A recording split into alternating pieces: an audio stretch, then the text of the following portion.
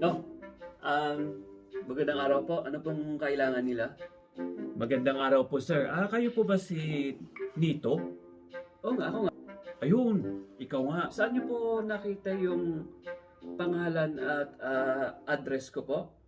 Kasi nakita po namin sa sa voters registration yung pangalan mo. Sinabi po ni Kagawad, puntahan kita dito kasi may pinapamigay sa iyo eh. Parang konting lang, parang konting tulong lang. Ganon. Ganun po ba? Ito nga pala yun, no? Dali ito. Nito. Ito ngayon. Nito. Para sa'yo talaga to, Nito. Ayan po, may pangalan po kayo dito. Nito. Ito po. Sige po, patingin. Salamat. Alam mo, Bossing. mali siya. Mali yung Pero to, pagbibili ng boto. Pero yung sinasabi ko sa tao, tanggapin mo. Parati ko sinasabi, tanggapin nyo kasi galing din naman yan sa atin. Yung pinambibili ng boto, pera din yan ng taong bayan. Pero tatanggapin mo, pero ang iboboto mo kung sino yung nasa konsensya mo. Huwag kang boboto dahil pakiramdam mo, meron kang utang na loob kasi tinanggap mo. Bossing, pasensya na ah. Parang hindi ko kaya. Ayaw kong maobliga eh. Kung baka may kapalit to, parang hindi kaya ng konsensya ko. Bossing eh. Pare, pasensya ka na pero ibabalik ko sa'yo.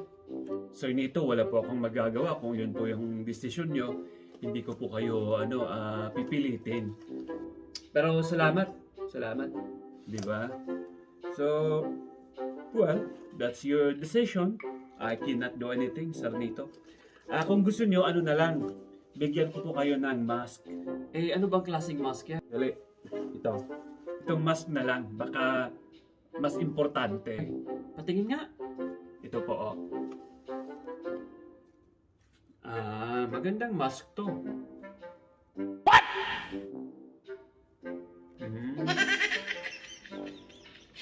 Parang mas okay to, bossing ah. Ito kasi, bossing, okay lang to kasi magagamit ko. Parang protection ba? Di ba? Para hindi ako maano ng sakit. Bossing, baka naman pwedeng humingi pa ng isa kasi Isa pa?